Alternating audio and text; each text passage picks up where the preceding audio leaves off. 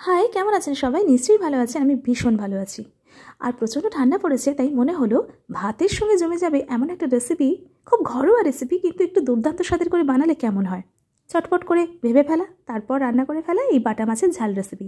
শীতের সময় কিন্তু বানাতে হবে, কেন বলুন তো? শীতের দিনে যে নতুন আলুটা ওঠে না, সেটা দিয়েই এই রেসিপিটা খুব ভালো লাগে খেতে। আর ভাতের সঙ্গে অবশ্যই খেতে হবে। আমি ভাত দিয়েই খেতে ভালোবাসি, আপনারাও কিন্তু ভাত দিয়ে খাবেন। তাহলে শুরু করবো। যারা এখনও সাবস্ক্রাইব করেননি শিউলি হেসেল, প্লিজ সাবস্ক্রাইব করবেন, সঙ্গে থাকুন। শুরু করছি রেসিপিটা। বাটা মাছের ঝাল রেসিপি বানানোর জন্য প্রথম যেটা লাগছে সেটা হচ্ছে বাটা মাছ। আর এই বাটা মাছটা নিয়ে নিয়েছি আমরা। তার সঙ্গে আমরা মেশাবো এখন নুন আর হলুদ গুঁড়ো। নুন হলুদ গুঁড়োটা দিয়ে ভালো মতো করে মিশিয়ে নিতে হবে। হাত দিয়ে মেশালে বেশি ভালো হয়, কারণ নুন হলুদ গুঁড়ো দিয়ে হাত ছাড়া চামচ দিয়ে কখনোই মেশানো যায় না। তো আমি দেখুন মেশানো হয়ে গেছে। তো এই 4টে বাটা মাছ দিয়ে আমি রান্না করব, বেশ বড় সাইজের বাটা মাছ। প্রথমে কড়াইতে ভালো মতো করে সর্ষের তেল দিলাম। তেলটা ভালো করে গরম করে মাছগুলোকে ভেজে নেব। আমি মাছটা দুটো দুটো করে ভাজছি। একদম একসঙ্গে অনেকগুলো দিলে না মাছগুলো কেমন গায়ে গায়ে লেগে যায়, তারপর ভাজাটা ঠিকমতো হয় না, ভেঙে যায়। তো আমার গোটা গোটা সুন্দর একদম দারুণ ভাজা চাই বাটা মাছ, তার জন্য আমি এরকম দুটো দুটো করে ভেজে নিচ্ছি। মিডিয়াম ফ্লেমেই ভেজে নেব। ভাজা হয়ে গেলে তেল ঝরিয়ে ঠিক এভাবেই তুলে নিচ্ছি। মাছ ভাজার তেলেই কিন্তু সব রান্নাগুলো করবেন। পরপর আরও দুটো মাছটা আমি ভেজে নিলাম কথা বলতে বলতে। এইবার তেলের মধ্যে দিলাম গোটা জিরে, শুকনো লঙ্কা আর তেজপাতা। একটু ফোড়ন 2-1 সেকেন্ড নাড়াচাড়া করব। সুন্দর গন্ধ বেরোবে। তার মধ্যে দিয়ে দেবো পেঁয়াজ কুচি। আমি এখানে খুব বেশি দিইনি, দুটো মাঝারি সাইজের পেঁয়াজ দিয়েছি। পেঁয়াজটা মিডিয়াম ফ্লেমেই আমরা এবার নাড়াচাড়া করে নেব। একটু নরম করার জন্য পেঁয়াজের মধ্যে আমি ছড়িয়ে দিচ্ছি নুন। নুনটা দিলে পেঁয়াজটা নরম হয়ে যায়। নুনটা দিয়ে আবার একটু নাড়াচাড়া করে নিয়ে এবার ঢাকা চাপা দিয়ে অন্তত 2-3 মিনিটের জন্য রাখবো, যাতে পেঁয়াজটা একটু ভালো মতো ভাজা হয় আর বেশ সফট হয়ে যায়। তার জন্যই ঢাকা দেওয়া আর নুন দেওয়া। 2-3 মিনিট পরে ফিরে আসছি। দেখুন অনেকটাই নরম হয়েছে। এবার একে একে আমি কিছু জিনিস মেশাবো এর মধ্যে। তাহলে চলুন মেশানো যাক। প্রথমে মেশাচ্ছি জিঞ্জার গার্লিক পেস্ট, আদা রসুন বাটা। এটা আমি 2 চামচ মেশালাম। একটু আমরা এই মশলাটা ভাজা ভাজা করে নিই। তারপর আমরা মেশাবো টমেটো। মাছের ঝালে টমেটো দেবো না তা কি হয়? একটা বড় সাইজের টমেটো আমি দিয়ে দিলাম ছোটো করে কেটে। ভালো করে মিশিয়ে দিচ্ছি। এটাও মিডিয়াম ফ্লেমেই রান্নাটা হচ্ছে, ভাজা ভাজা হচ্ছে। আচ্ছা, টমেটোকেও তো নরম করতে হবে, তার জন্য ঢাকা চাপা দিলাম আরও 2-1 মিনিটের জন্য, যাতে টমেটোটা একটু সফট হয়।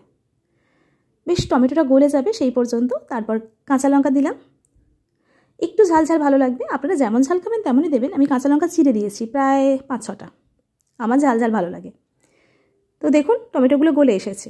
এবার এর মধ্যে আমি দিয়ে দেব মশলা। হলুদ গুঁড়ো দিলাম 1 চামচ, জিরে গুঁড়ো দেব 1 চামচ, ধনে গুঁড়ো দেব 1 চামচ।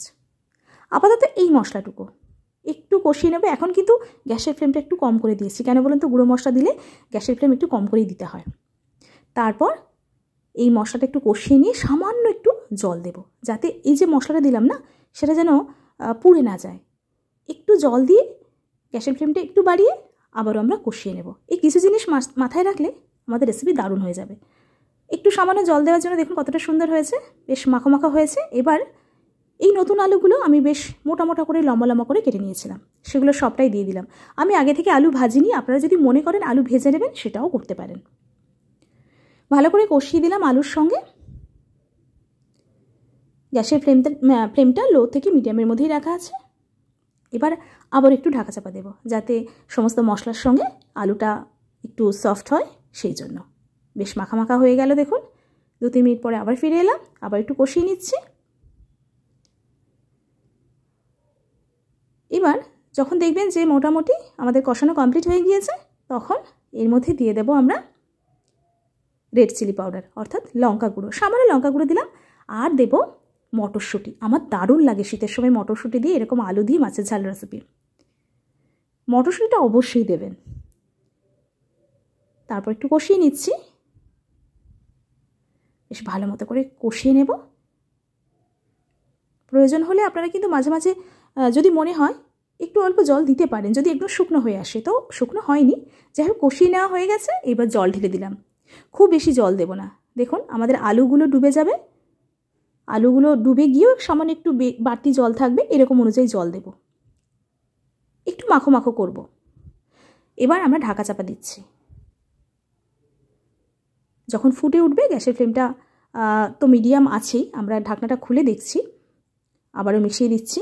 আমাদের আলুটা সিদ্ধ হয়েছে কিনা দেখে নিতে হবে।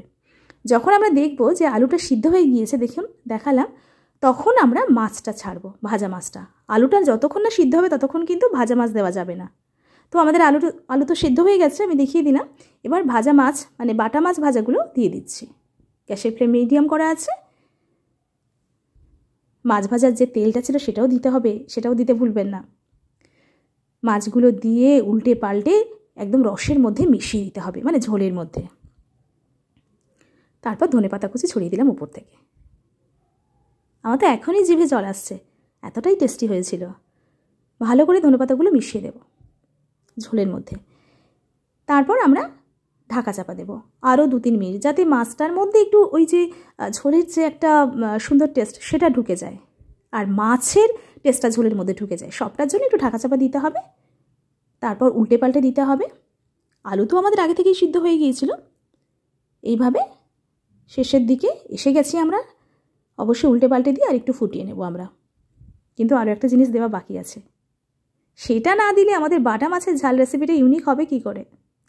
আর একটু ফুটিয়ে নিচ্ছি, বেশ টকবক করে হাই ফ্লেমে ফুটিয়ে নিলাম। মাছের ঝোল টকবক করে ফুটবে তবেই তো টেস্ট লাগে, তাই না? দেখুন কতটা সুন্দর হয়েছে। ব্যাস, আমরা গ্যাসের ফ্লেম অফ করে দিলাম। এইবার আমরা নামিয়ে নিচ্ছি। ওই যে বলছিলাম এখানে শেষ নয়। তারপর কি করব আমরা, যেটা আমার খুব ভালো লাগে বাটা মাছের এই ঝাল রেসিপির জন্য, সেটা হচ্ছে উপর থেকে নামানোর পর ছড়িয়ে দেব সর্ষের তেল। অবশ্যই অন্তত 1 থেকে 1.5 চামচ কাঁচা সর্ষের তেল ছড়িয়ে দেবেন, তাহলে দেখবেন টেস্টটা একদম অন্যরকম পাল্টে গেছে। তারপর ঢাকা চাপা দিয়ে রাখবেন 2-3 মিনিট বা 5 মিনিট। ওই যে কাঁচা সর্ষের তেল, ওই গন্ধটা ওর মধ্যে ঢুকবে। ভাত নেবেন, আমি যেমনটা দেখাচ্ছি, একটু সাজিয়ে গুছিয়ে দিলে খুব ভালো লাগে, নিজেরও খেতে ভালো লাগে আর অন্যকে পরিবেশন করলেও ভালো লাগে। তারপর বাটা মাছের ঝাল ভাতের সঙ্গে অবশ্যই খাবেন, জমে যাবে। আমি দেখাচ্ছি একটা, মাছটা কতটা সিদ্ধ হয়েছে আর তার সঙ্গে টেস্টটাও হয়েছে ভীষণ ভালো। বাটা মাছে একটু কাঁটা থাকে, তাতে ক্ষতি কী? গোলাপেও তো কাঁটা থাকে, কিন্তু গোলাপ কত সুন্দর বলুন। বাটা মাছটা ঠিক আমার কাছে তার মতোই। আমার ভীষণ ভালো লাগে বাটা মাছ খেতে। আর যদি এরকমই নতুন আলু মটরশুঁটি দিয়ে বাটা মাছের ঝাল হয়, ঠিক এভাবেই করুন। আজকের রেসিপিটা যদি ভালো লাগে অবশ্যই সাবস্ক্রাইব করতে ভুলবেন না। ও আরেকটা কথা, আমাদের আরও একটা চ্যানেল শিউলিজ মোটিভেশনাল হাব দেখতে ভুলবেন না। শিউলির গান কবিতা অবশ্যই দেখবেন। আর আমাদের যে পিঠে পুলি রেসিপিগুলো পোস্ট করছি, যেগুলো আপনাদের ভীষণ ভালো লাগছে, আপনারা বলেছেন, সেগুলো অবশ্যই দেখবেন কিন্তু। তাহলে আজকের মতো বিদায় নেব। দেখা হবে আপনাদের সঙ্গে অন্য কোনো রেসিপিতে, অন্য কোনো ভিডিওতে। ততক্ষণের জন্য বাই বাই। খুব ভালো থাকুন। অবশ্যই বাটা মাছের ঝাল রেসিপিটা ট্রাই করুন আর জানান কেমন হয়েছে। নমস্কার।